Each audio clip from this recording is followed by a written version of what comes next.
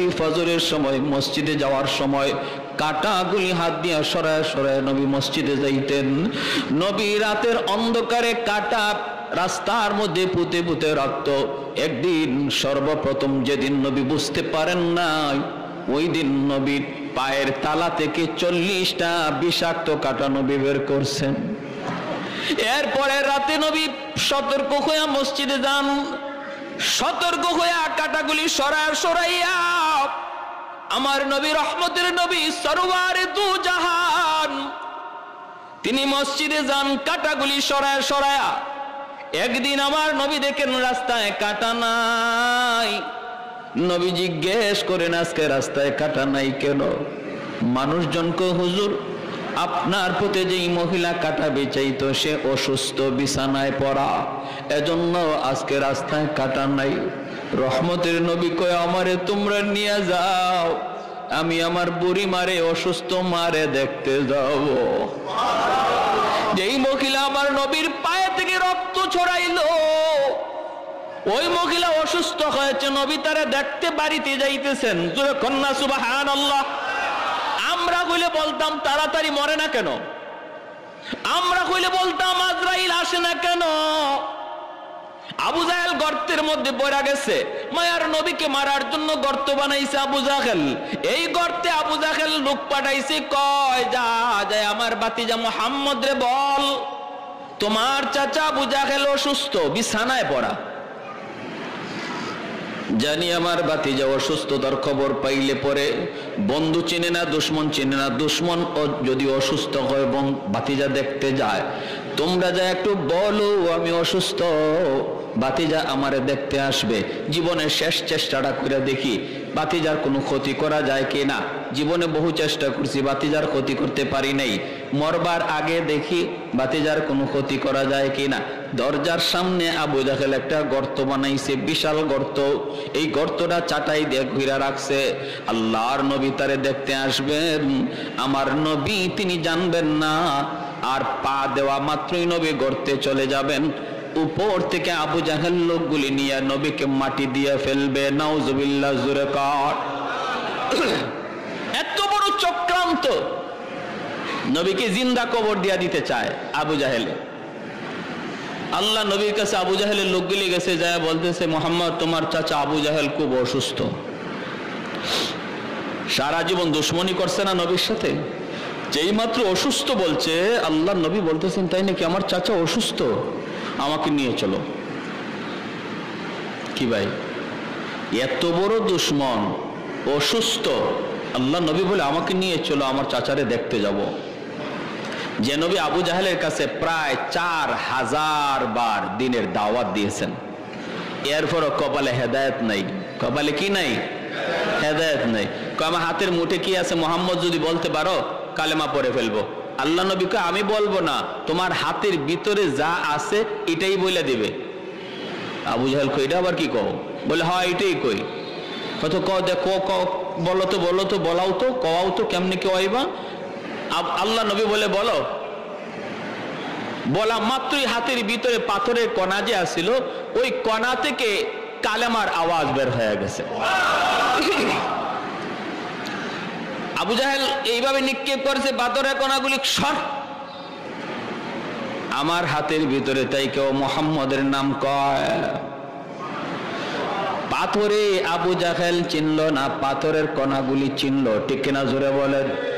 হাতের ভিতরে পাথরের কণা নবীকে চিনল, আবু জাহেল চিনল না। ওই আবু জাহেল যখন গর্ত বানায়া মানুষগুলারে পাঠায় দিল, আল্লাহর নবী বলেন আমাকে নিয়ে চলো, আমি চাচাকে দেখতে যাব। ভাইরা আমার, আল্লাহ নবী রওনা দিয়া দিলেন। এইদিকে নবী তো জানেন না, আমার নবীকে আল্লাহ পাক জিব্রাইল পাঠাইয়া জানায়া দিলেন। আল্লাহ পাক বলেন, জিব্রাইল আমার বন্ধু তো জানে না আবু জাহেল যে অসুস্থ নয়, অসুস্থ মানুষের ভান ধরে বিছানায় পড়ছে, গর্ত বানায় রাখছি দরজার সামনে, এই খবর তো আমার বন্ধু জানে না। ও জিব্রাইল, তাড়াতাড়ি যায় আমার বন্ধুকে যায় বলো সামনে যেন আর কদম না দেয়। যদি সামনে কদম দেয় তাহলে কিন্তু গর্তের ভিতরে পড়ে যাবে। আল্লাহর নবী আর কিছুক্ষণ হাঁটলে পরেই তিনি গর্তে পড়ে যাইতেন। এমনি জিব্রাইল আমিন আয়েশা বলতেছে, মায়ার নবী গো, আর সামনে কদম দিবেন না গো নবী, আপনার চাচা আবু জাহেল অসুস্থ নয়, অসুস্থ মানুষের ভান ধরছে। কারণ হলো দরজার সামনে একটা গর্ত বানাইছে, ওই গর্তের ভিতরে আপনাকে ফালায়া মারতে চায়। আল্লাহ নবীর সাথে সাথে দাঁড়ায় গেলেন, রিটার্ন নবী চলে যাইতেছেন। জিব্রাইল কানে কানে বলে দিছে, নবী দেখছে, লোকগুলি দেখে নাই। ওরা বলতেছে, বাতিজা মুহাম্মদ তুমি কি যাবা না? নবী বলেন, আমি যাব না, তোমরা যাও। ওরা কয়, হায় হায়, আসলো দেখলাম, এখন আবার জায়গা, কারণ কি? এই ফাঁকে আমার নবীরে জানাইছেন কে? আর একটু জোরে বলেন কে? আবু জাহেল নবীরে মারতে চাবে আর আল্লাহ বসে বসে দেখবে? আর একটু জোরে বলেন, দেখবে নাকি? আমার নবীর কোনো ক্ষতি হবে আর মালিক চায় চায় দেখবে? এটা হতে পারে না, কারণ একজন আর একজনের বন্ধু, ঠিক কিনা? জোরে বলেন। বন্ধু বিপদে পড়লে আরেক বন্ধু জান ধরে দেয়।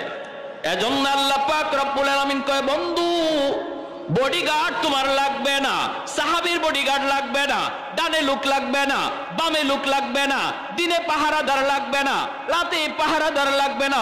আল্লাহু ইয়াসিমুকা মিনান নাস। ও বন্ধু, আমি আল্লাহ ঘোষণা দিলাম, ডানো আমি আল্লাহ তোমার সামনে, আমি আল্লাহ পিছনেও আমি আল্লাহ তোমার সামনে, ডান দিকেও আমি তোমার সামনে, বাম দিকেও আমি আল্লাহ তোমার সামনে, উপরেও আমি আল্লাহ তোমার সামনে। বন্ধু, আমি নিজেই তোমার পাহারাদার। এজন্য আল্লাহ পাক জানায় দিলেন, জিব্রাইল আমিন যেই মাত্র আমার নবীকে খবর দিলেন, নবী আর সামনে যান না। মায়ার নবী রিটার্ন চলে আইতেছেন। লোকগুলা যায় বলতেছেন, নেতা, ও নেতা, আর ঘুমায় থাকা লাগবে না, উঠে যাও, বাতিজা তোমার আসে নাই। আবু জাহেল লাভ দিয়া বিছানা থেকে উঠছে। কসকি বলে, হ আসছিল ভালোই, কে কি কইল কাউরে দেখলামও না, আবার চলে যাইতেছে। আবু জাহেল বিছানা থেকে ওইটা কয়, কই আমার বাতিজা কই? কইয়া দরজা দিয়া লাভ দিছে, দৌড় দিছে। এই দৌড় দিতে যায় ওর নিজের খবর নাই, নিজে যে গর্ত বানায় রাখছে এই গর্তে নিজে যায় পড়ছে। যেই গর্ত আমার নবীর জন্য বানাইছিল, এই গর্তে কে পড়ছে? আবু জাহেল। কে পড়ছে? আবু জাহেল। যেই মাত্র গর্তের ভিতরে পড়লো, আল্লাহ পাক গর্তকে ডাক দেয়া কয়, এরে গর্ত, তোর পেটে এইবার কে ঢুকছে? কয়, আল্লাহ তোমার দুশমন, তোমার বন্ধুর দুশমন। আল্লাহ কয়, এরে গর্ত, তুই গর্ত আরো বেশি করে গভীর হইয়া যা, এরে যদ্দূর নিচে নিতে পারস ল। এখন আবু জাহেল খালি নিচে যায়। লোকজনরে ডাক দিছে, আমারে তুল, আমারে তুল, আমারে উঠা। আবু জাহেল হাত বাড়াইছে, লাগাল পায় না। আবু জাহেল কই, মুই ফালা, মুই চং ফালা, কয় চংও লাগাল পায় না। রশি ফালা, রশি তো লাগাল পায় না। এইবার আবু জাহেল নিচ থেকে কয়, আমি বুঝে ফেলেছি গন্ডগোল কোন জায়গায়। আমি তো এত বড় গর্ত বানাই নাই, আমার বাতিজারে মারার জন্য আমি এত গভীর গর্ত বানাই নাই রে। আমি তো ফরার পরে বুঝতেছি আমি কই ঢুকছি। অতএব আমাকে এখান থেকে তোরা কেউ তুলতে পারবে না। আমাকে যদি আজকে উঠাইতে হয়, তুলতে হয়, আমার বাতিজা মুহাম্মদ লাগবে। কেমন চিনাটা চিন্ত বুঝে না বুঝে? তোরা একটু যা, আমার বাতিজা মুহাম্মদ রে যা বল, আমি গর্তে পড়া গেছি, তোলার জন্য সহযোগিতা লাগবে। লোকগুলা দৌড়ে আমার নবী, রহমতের নবী, মায়ার নবী, খুলুকে আযীমের অধিকারী নবী, উত্তম চরিত্রের অধিকারী নবীর দরবারে লোকগুলা হাজির হয়ে বলতেছে, মুহাম্মদ, তোমার চাচা আবু জাহেল। নবী বলতেছে, আমার চাচা আবু জাহেল কি হইছে? কয়, গর্তের ভিতরে পড়ে গেছে, এখন তো তারে আমরা তুলতে পারি না, রশি দিয়েও লাগাল পাই না, চং লাগাও লাগাল পাই না, এখন তো তোলবার কোনো উপায় দেখি না।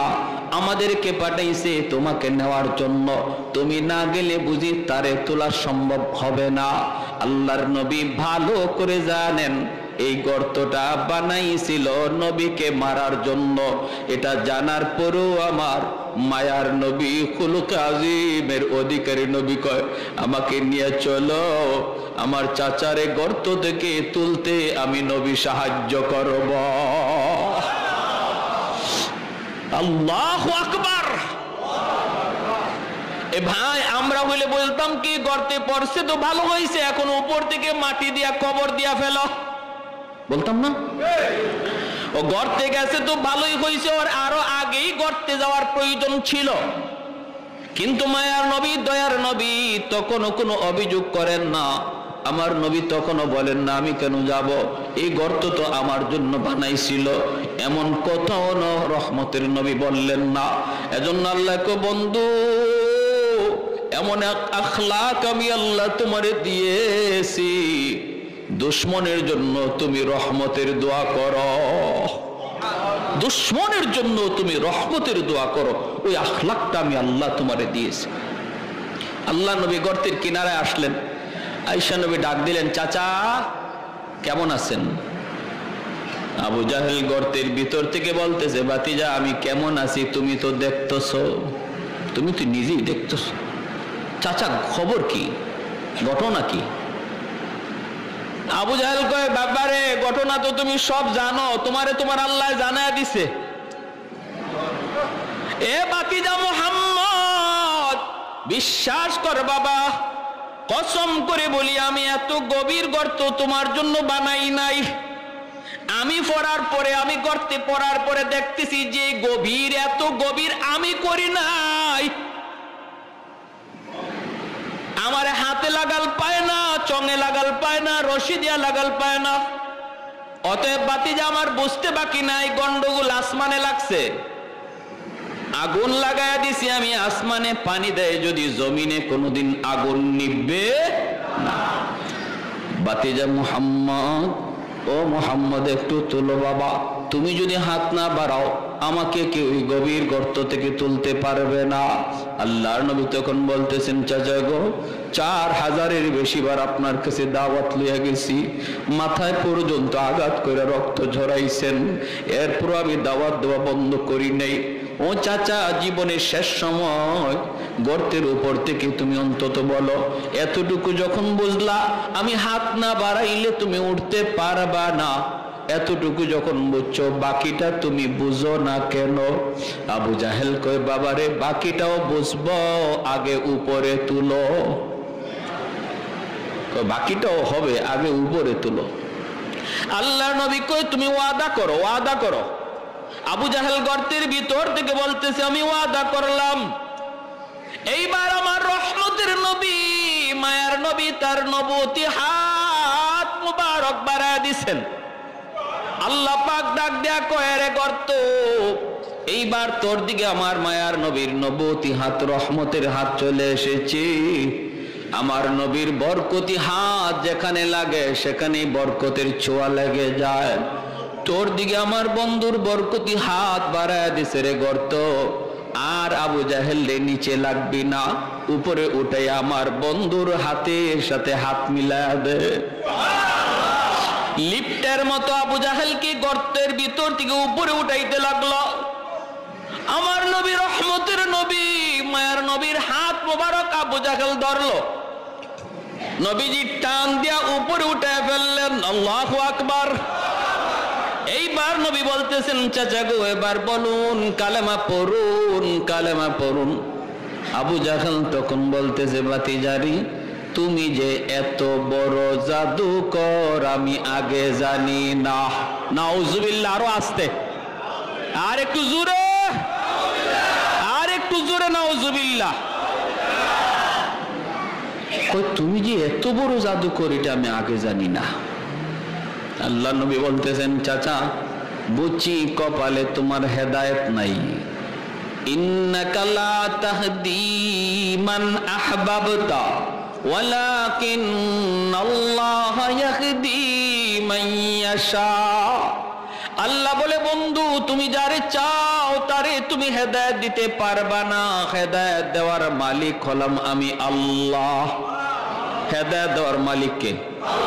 আর একটু জোরে বলেন কে? তার জন্য এই মায়ার নবীর সবচেয়ে মায়ার চাচার নাম হলো আবু তালিব। আবু জাহেল কিন্তু নবীর এত মায়ার চাচা না, আবু জাহেল নবীর আপন চাচাও না। আমার নবীর আপন চাচা হলো আবু লাহাব, নবীর আপন চাচা হলো আবু তালিব, নবীর আপন চাচা হলেন হযরত আব্বাস রাদিয়াল্লাহু আনহু। আবু তালিব নবীর উপরে ঈমান আনে নাই, কিন্তু আমার নবীকে এত মায়া করছেন, যত জীবন আবু তালিব জীবিত ছিলেন আমার নবীর গায়ে টুকা দেওয়ার মতো সাহস বেঈমান করে না, এত আদর করছেন। শিয়াবে আবি তালিব 2 বছরের জন্য আমার নবীর পরিবারকে কারাগারে বন্দী করে রাখলো ওরা, মক্কার কাফিররা। 2 থেকে 2.5 বছর নবী বন্দী ছিলেন, একা না গোটা পরিবারটা। এবং নবীর সাথে নবী পরিবারের লোক যারা মুসলমান হয় নাই এরাও বন্দী ছিল, এর মধ্যে আবু তালিবও বন্দী। অথচ আবু তালিব কিন্তু মুসলমান হন নাই, কিন্তু নবীর সঙ্গ দেওয়ার কারণে, নবীর পক্ষে থাকার কারণে এরা আল্লাহ নবীর চাচা আবু তালিব সহ কারাগারে বন্দী করে ফেললো, একটা জায়গায় অবরোধ করে ফেললো, বাহির থেকে খানা পানি কিছুই দেয় না। 1 বছর নয়, 2 বছর, 2.5 বছর পর্যন্ত চলে গেছে। শিশু বাচ্চারা কান্নায় অস্থির হয়ে যাইতো, মার বুকের দুধটা পর্যন্ত শুকায় গেছে। ওই অবস্থায় আমার নবী, রহমতের নবী বলেন, ওই কারাগারে আমি নবী গাছের পাতাও খাইছি। এত যন্ত্রণা, এত যন্ত্রণা। রাতের অন্ধকারে আমার পায়ের নিচে নরম কি যেন একটা জিনিস পড়ছে, পেটের ক্ষুধায় যন্ত্রণায় সাহাবীরা রে, ওই দিন আমি পায়ের নিচ থেকে উঠাইয়া কি খাইছিলাম পেটের ক্ষুধায় আমি নবী আজও জানি না, আজও আমি জানি না ওই দিন কি খাইছিলাম। সেই আবু তালিব আমার নবী, রহমতের নবী, ওই বন্দি দশায় নবী যেই খাটের মধ্যে ঘুমাইতেন, আবু তালিব আল্লাহ নবীর ঘরের চতুর্দিকে পাহারা দিতেন, পাহারা, দরজার সামনে পাহারা দিতেন। নবী একদিন ঘুম থেকে উঠে গেছেন, ওইটা বলতেছেন, চাচা আপনি ঘুমান না, রাত গভীর হয়ে গেছে, আপনি বুঝি ঘুমান না? আবু তালিব বলতো, বাতিজা মুহাম্মদ, বাতিজা আমার ভয় হয়, আবু জাহেলের লোকগুলা রাতের অন্ধকারে তোমার ঘরে ঢুইকা তোমার কোনো ক্ষতি করে ফেলে কিনারে বাতিজা, এজন্য আমি রাতে ঘুমাইতে পারি না, ঘুম থেকে লাফ দিয়ে উঠে যায়, আমার বাতিজার জানি কি হইতেছে। আল্লাহ নবী এজন্য আবু তালিবের ইন্তেকালের সময় মায়ের নবী চোখের পানি ঝরে ঝরে কাঁদতেছেন, আর কাছে যেয়ে বলতেছেন, চাচা গো, একবার শুধু আমার কানে কানে আপনি কালেমাটা পড়ে নিন, কিয়ামতের ময়দানে আমি নবী আপনারে না লইয়া জান্নাতে যাইমু না।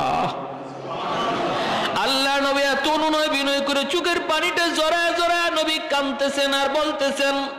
আবু জাহেল, উতবা, সাইবা লোকগুলা পাশে দাঁড়ায় আছে, ওরা দেখতেছে আবু তালিব মনে হয় কালেমা পড়ে ফেলবে। এমনি আবু জাহেল ডাক দেয়া কয়, আবু তালিব তুমি আমাদের নেতা ছিলা, সারা জীবন বাপদাদার ধর্মের উপরই ছিলা, মৌতের সময় যদি মুহাম্মদের ধর্ম লইয়া মরো, মক্কার মানুষ তোমারে কাপুরুষ কইব, কাপুরুষ। কি কয় শুনছেন? মক্কার মানুষ তোমারে কাপুরুষ কইব, মৌতের সময় মুহাম্মদের ধর্ম লইয়া মরছে, বাতিদার ধর্ম লইয়া মরছে। এ আবু তালিব তুমি চিন্তা করে দেখো। এইভাবে যখন বলছে আমার নবী, রহমতের নবীকে আবু তালিব বলতেছে, বাতিজা আমি ভালো করে জানি রে বাতিজা, তুমি সত্য, তুমি নবী সত্য, তোমার ধর্ম সত্য, এরপরও পারলাম না আমি, মৃত্যুর পর ওরা আমাকে অপবাদ দিবে। এভাবে ইমান ছাড়াই তার ইন্তেকাল হলো। নবী চোখের পানিটা জড়ায় জড়ায় কাঁদতেছেন। ওই সময় আমার আল্লাহ আয়াত নাজিল করে কয়, বন্ধু তুমি যারে ভালোবাসো তারে তুমি হেদায়েত দিবা, বিষয়টা এমন না, হেদায়েতের খাজানার মালিক হলাম আমি আল্লাহ। জাহান্নামের সর্বনিম্ন শাস্তিটা দেওয়া হবে নবীর চাচা আবু তালিবকে, 1 জোড়া জুতা পরায় দেওয়া হবে জাহান্নামের। আল্লাহ নবী বলেন এই জাহান্নামের 1 জোড়া জুতা পরানো হবে। কেন? পায়ের তালার মধ্যে এই জুতাটা। এরও একটা হিকমত লেখছেন মুহাদ্দিসিনে কেরাম হাদিসে। আবু তালিবের শরীরের এমন কোন জায়গা বাকি ছিল না যেখানে আমার নবীর পবিত্র দেহের ছোঁয়া লাগে নাই। আদর করতে গিয়ে, ছোট্টবেলা থেকে আমার নবীরে আদর করতে গিয়া নবীর দেহটা তার দেহে লাগে নাই, এমন কোন জায়গা বাকি ছিল না, শুধুমাত্র পায়ের তালা ছাড়া। শুধুমাত্র পায়ের তলা, পায়ের তলাটা ছাড়া বাকি সব জায়গায় নবীর দেহের ছোঁয়া লাগছে, এজন্য জাহান্নামের আগুন ধরতে পারে না। পায়ের তালার মধ্যে যেহেতু নবীর ছোঁয়া লাগে নাই, এজন্য আল্লাহ জাহান্নামের দুটা জুতা পরাইয়া দিবে। এতে করেই মাথার মগজ, ভাত যেভাবে টকবক করে, ভাত যেভাবে টকবক করে ওই রকম মাথার মগজ টকবক করবে। নবী বলেন এটাই জাহান্নামের সর্বনিম্ন শাস্তি, যে শাস্তিটা আল্লাহ আমার চাচা আবু তালিবকে দিবে, এটা সর্বনিম্ন। সর্বনিম্ন শাস্তিটা যদি এমন হয় যে জুতার গরমে পায়ের মাথার মগজ টকবক করে, তাহলে এর চেয়ে কষ্টের শাস্তিটা কেমন হইতে পারে? আল্লাহু আকবার। আল্লাহ তুমি আমাদেরকে জাহান্নামের আযাব থেকে বাঁচাও, আল্লাহ হেফাজত করো, সবাই বলে আমিন। ওয়া ইন্নাকা লাআলা খুলুকিন আযীম।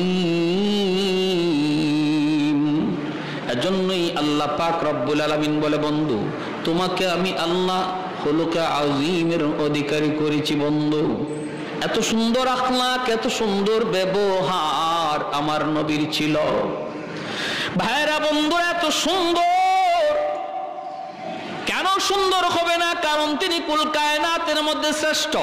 যেই নবীর আগমনের উসিলায় আল্লাহ কায়নাতকে সাজাইছে, যেরকম সুবহানাল্লাহ। আসমান আল্লাহ সাজাইছে নবীর কারণে, জমিন আল্লাহ সাজাইছে নবীর কারণে, আমাকে আপনাকে সাজায় রাখছে আল্লাহ নবীর কারণে, যেরকম না সুবহানাল্লাহ।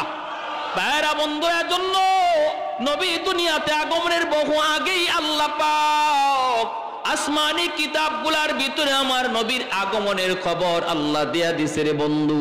আল্লাহ পাক রব্বুল আলামিন বলতেছে, মুহাম্মাদুর রাসূলুল্লাহ ওয়াল্লাযীনা মাহু আশিদ্দাউ আলাল কুফফার রুহামাউ বাইনাহুম তারাহুম রুকআন সুজদান ইয়াবতাগুনা ফাদলাম মিনাল্লাহ মিনাল্লাহি ওয়া রিদওয়ানা সীমাহুম ফি উজুহিহিম মিন আতারিস সুজুদ যালিকা মাসালুহুম ফিত তাওরাতি ওয়া মাসালুহুম ফিল ইনজিল। তাওরাত কিতাবের ভিতরে আমার নবীর আলোচনা আছে নি না নাই? ইনজিল কিতাবের মধ্যে আছে নি না নাই? এজন্য